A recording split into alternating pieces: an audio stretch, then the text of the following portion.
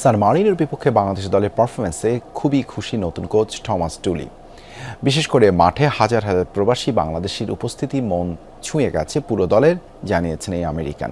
তবে জয় পেলেও first touch সহজেই বলের নিয়ন্ত্রণ হারানোর মতো বেশ কিছু দুর্বলতা চোখে পড়েছেন থমাস টুলির। ফিফা র্যাঙ্কিংয়ের সবার নিচে 211তে সান মারিনো। এই দলের বিপক্ষে 181 নম্বরে থাকা বাংলাদেশের 2-1 গোলের জয় আবার এমন কি? যারা ফুটবলের সেভাবে খোঁজ খবর রাখেন না এমন প্রশ্ন করাটা অমূলক নয়। তবে উয়েফার শক্তিশালী দেশের ভিড়ে র্যাঙ্কিংয়ে এগিয়ে যাওয়াটা যে কতটা কঠিন সেটা বুঝতেও বেগ পাবার কথা নয়।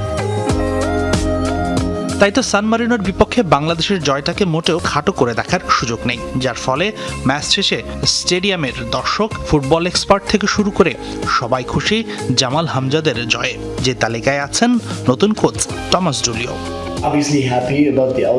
প্রথমার্ধের 10-15 মিনিট পর আমরা গুছিয়ে ফুটবল খেলতে শুরু করি, কিছুটা গতি ব্যবহার করি এবং সুযোগও তৈরি করি। সব মিলিয়ে খেলোয়াড়দের পারফরমেন্সে আমি অত্যন্ত খুশি।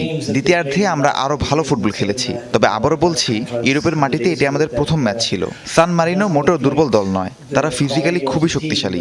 সত্যি বলছি, ড্র করলেও খুশি থাকতাম আমি। জয় পেয়েছি, খেলোয়াড়দের কৃতিত্ব দিতেই হবে।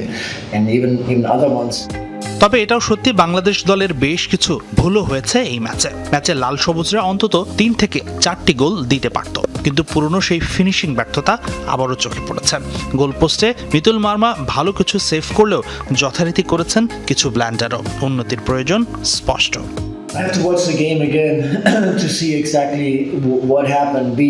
ভুলগুলো পুঙ্খানুপুঙ্খভাবে বোঝার জন্য ম্যাচটি আবারও দেখতে হবে।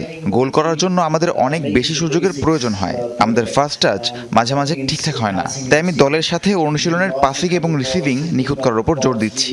রক্ষণ ভাগ থেকে বল নিয়ে উপরে ওঠার সময় আমরা সহজেই অনেকবার বলের নিয়ন্ত্রণ হারিয়েছি, যা কোনোভাবেই কাম্য নয়। তবে সবকিছু ছাপিয়ে সান মারিনোতে বাংলাদেশের দর্শক উপস্থিতি অবাক করেছে সবাইকে। ইউরোপের বিভিন্ন দেশ থেকে হাজার হাজার প্রবাসী ছিলেন মাঠে। মনে হচ্ছিল সান মারিনোতে নয়, ঢাকার কোনো স্টেডিয়ামে খেলছে হামজা জামালরা। আমি সবসময় বলি এবং বিশ্বাস করি যে বাংলাদেশের লক্ষ লক্ষ সমর্থক রয়েছে এবং তারা প্রত্যেকেই ফুটবল বোঝে। তারা যেন এক একজন কোচ। ম্যাচের আগেও আমরা এটি নিয়ে কথা বলেছিলাম যে ইউরোপের বিভিন্ন প্রান্ত থেকে প্রায় 4000 মানুষ শুধু আমাদের খেলা দেখতে এখানে এসেছেন। চলো আমরা তাদের মুখে হাসি ফোটাই, তাদের জন্য কঠোর পরিশ্রম করি, একটি জয়ের আনন্দ নিয়ে যেন তারা বাড়ি ফিরতে পারে।